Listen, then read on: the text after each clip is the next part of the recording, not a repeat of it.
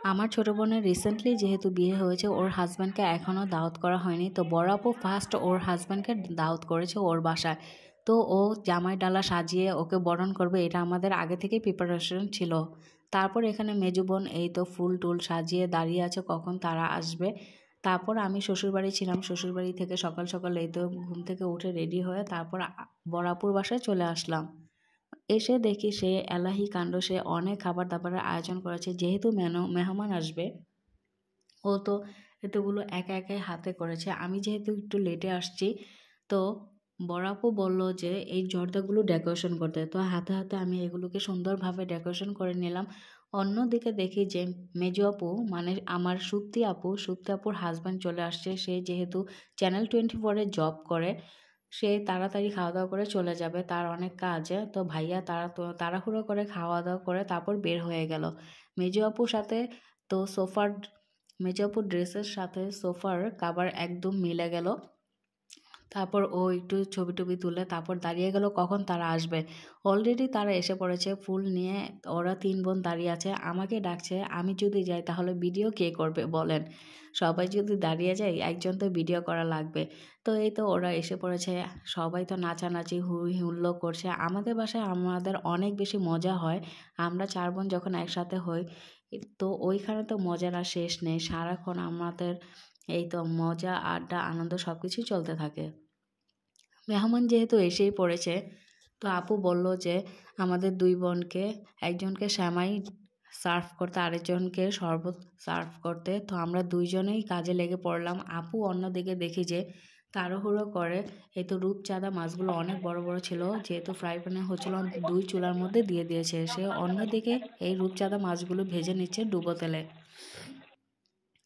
এই তো অলরেডি আলহামদুলিল্লাহ মাছ ভাজা শেষ। তারাও এসে দেখছি গল্প করছে, আড্ডা দিচ্ছে। যেহেতু আমার শাশুড়িও আসছিল, আম্মু আসছিল, সবাই তারা এক গ্রুপ হয়ে কথা বলছে, আড্ডা দিচ্ছে।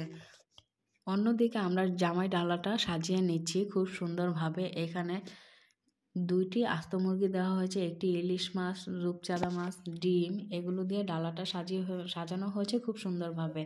তারপর আমি টেবিলটাকে খুব সুন্দরভাবে গুছিয়ে নিলাম, যেহেতু তারা এখনই খেতে বসে পড়বে। তারা একটু লেট করে আসছে, তাই দেরি হয়ে গিয়েছে। আর বসানোর দরকার নেই, তাড়াহুড়ো করে তাদের আমরা বসিয়ে দিলাম।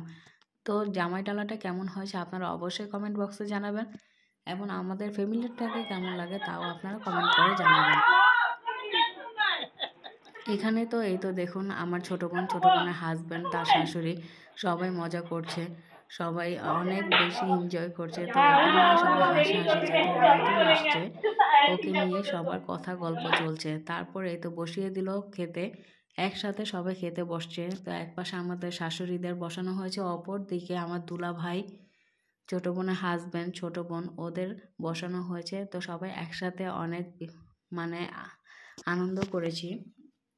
এদিকে আপু দেখেন হাঁসের মাংস, রোস্ট, চিংড়ি মাছ, রূপচাঁদা মাছ, গরুর মাংস, খাসির মাংস, পোলাও, সে পোলাও টিকা, সে অনেক আয়োজন করেছে। এগুলো ও আগের দিন থেকে একটু করে গুছিয়ে নিয়েছে, তা না হলে সম্ভব নয়। ও নিজের হাতে এগুলো করেছে, এত মানুষের আয়োজন ও একা করেছে। এখানে আমার মেজো বোন ও খাবার সার্ভ করছে খুব সুন্দরভাবে।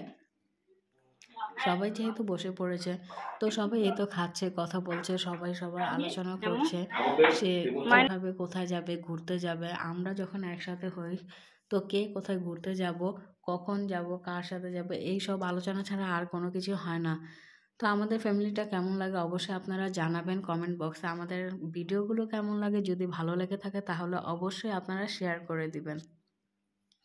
খাওয়া দাওয়া শেষে এই তো যখন সন্ধ্যা হয়ে গিয়েছে, তখন তো নাস্তার আয়োজন করতে হবে। এখানে দেখেন আপু ভিজা পিঠা করেছে, সেমাই পিঠা করেছে, কুলি পিঠা করেছে, সিদ্ধ কুলি পিঠা করেছে, তারপর স্যান্ডউইচ, পিজা, মিষ্টি, দই, কত আয়োজন করেছে। এত খাবারের উপরে না এত খাবার খাওয়া যায় না। তো কেউই সবগুলো খাবার টানতে পারেনি, সবারই অনেক খারাপ লাগছিল এত খাওয়ার পরে।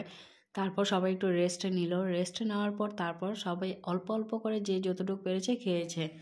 এই তো অবশেষে তারপরে মিষ্টিগুলো দেওয়া হয়েছিল, কিন্তু কেউই খেতে পারেনি, কারণ সবারই হাউসফুল ছিল পেট। এই তো তো আজকের ভিডিও এখানেই শেষ করব। তো আসসালামু আলাইকুম। ভালো লাগলে অবশ্যই লাইক, কমেন্ট এবং শেয়ার করে যাবেন। ভালো থাকবেন।